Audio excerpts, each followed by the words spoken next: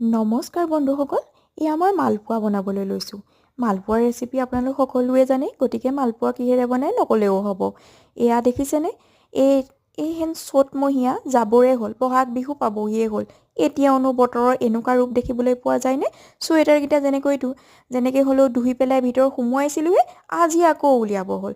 বৰষুণ আৰম্ভ কৰিলেই নহয়, ৰাস্তা পদূলি বোকাই পানীয়ে শেষ। এয়া দেখিছেনে, কথা পাতি পাতি মোৰ মালপোৱা ভজা হৈ গ'ল।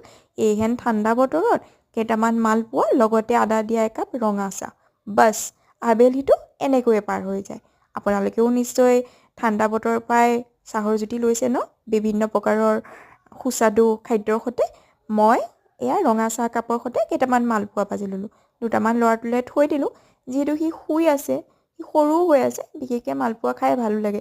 দেখিছেনে, বতৰটো ক'লা পৰি আহিলেই, আকৌ আহিবই নেকি এজাক। বাছ মই মোৰ চাহৰ জুতি লওঁ দেই।